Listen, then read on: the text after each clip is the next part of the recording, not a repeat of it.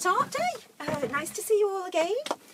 So the studio are about to launch a new project, and the face of the studio it's going to be called, and it's all about self-portraits and producing a piece of artwork about yourself in a self-portrait manner. So I thought we'd focus on that today for the workshops. So this is what we're going to do today, some self-portrait work.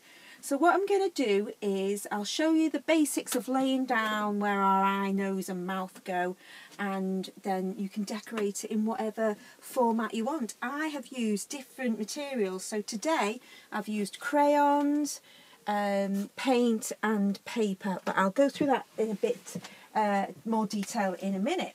So what we need to do is we need to lay down and get the right proportions and right positions for our face. So the easiest way to do is, our face isn't round, it's not like a little round ball, it's more like a egg shape. So the easiest way, piece of A4 paper, fold it in half,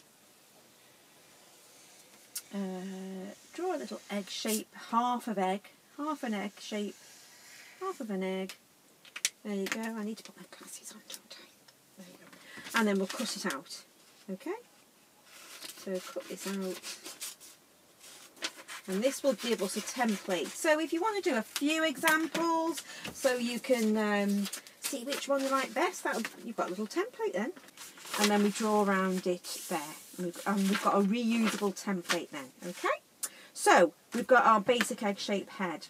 And then on from this we need to put our positioning of our eyes and our nose and mouth and ears.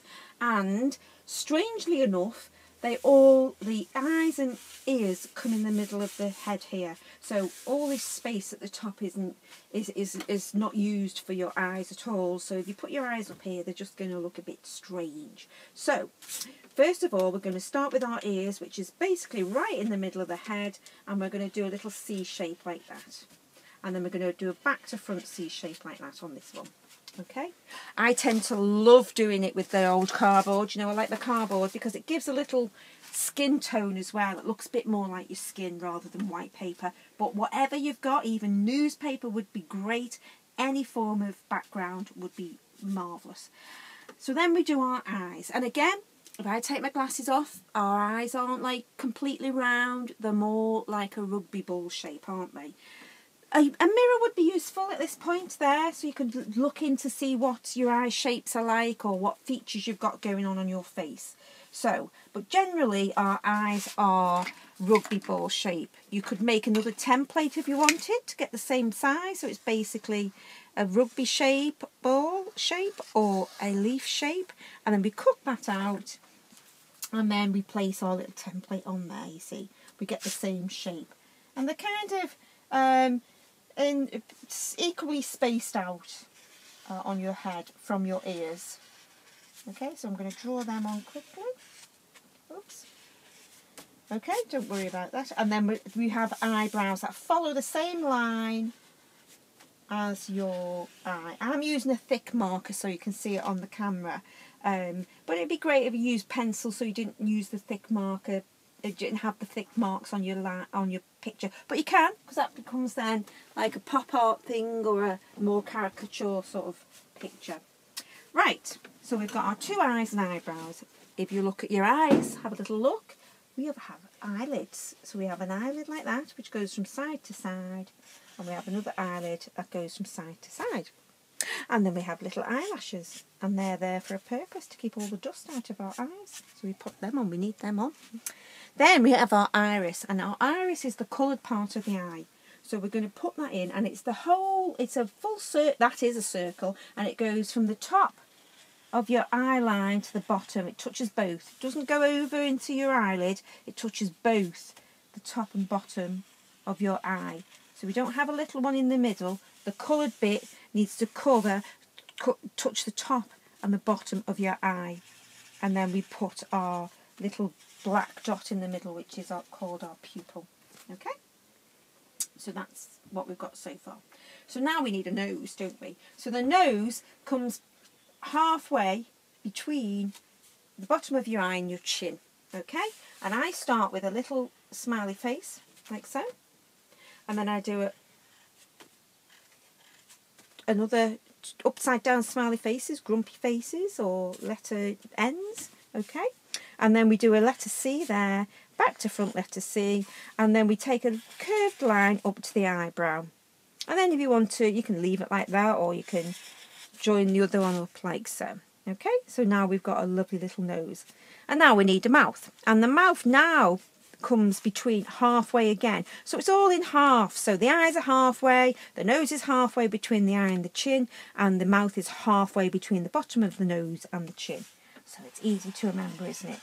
And we do a smiley face, which is your bottom lip, and your bottom lip tends to be bigger than your top lip in a lot of cases. And then we do our little curved out, we have like a little bump in the middle of our lips, and we curl that out and join it up with the other one, and then we join the middle and it has a little curvy bit like that. Okay, so we've got our basic face laid down there. But we need a neck, otherwise we're floating about, aren't we, in the air? So the neck tends to come down just either side of the lips, like so.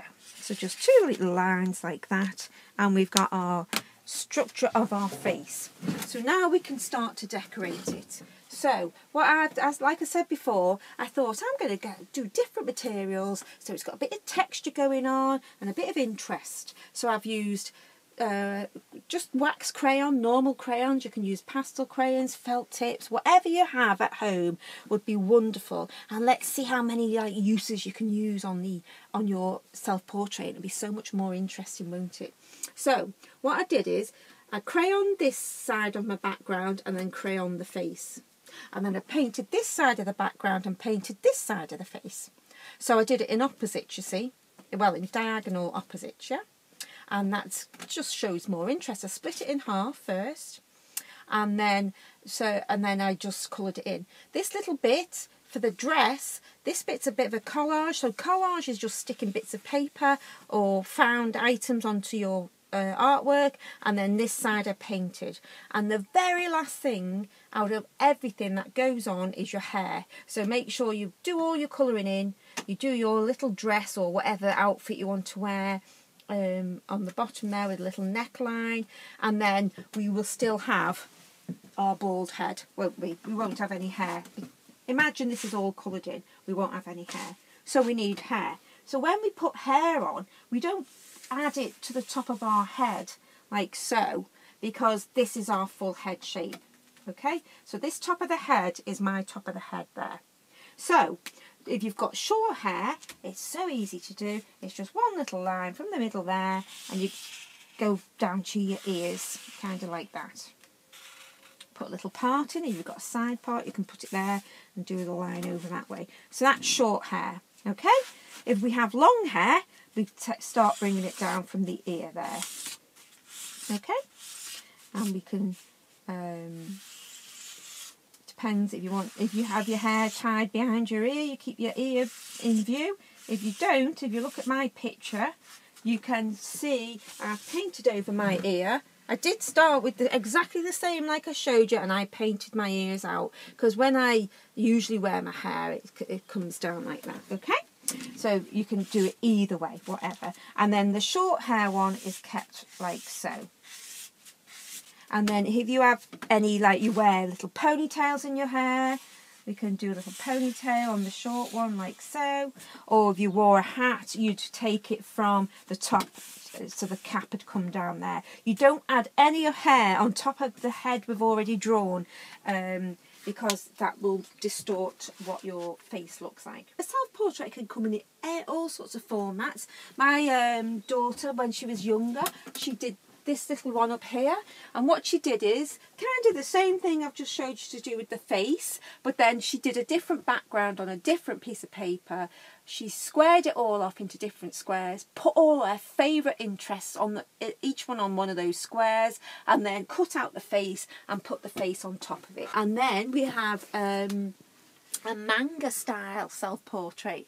So she's blonde, she used to wear little bunches in her hair, and she did a manga style. So that's still considered a self-portrait. The last thing for the project that the studio are going to launch is, what do you think the studio is? What good feelings does the studio make you feel, or how do you feel about the studio? And put a few words on your artwork. So I've put it on here. It does look like I've got a little bit of a beard, but I don't mind that. And it says, the studio where friendships are made. So that's what I've put on my one there. Or you can put it over the top. The studio is my happy place. So whatever you think of the studio, put those words into your self-portrait.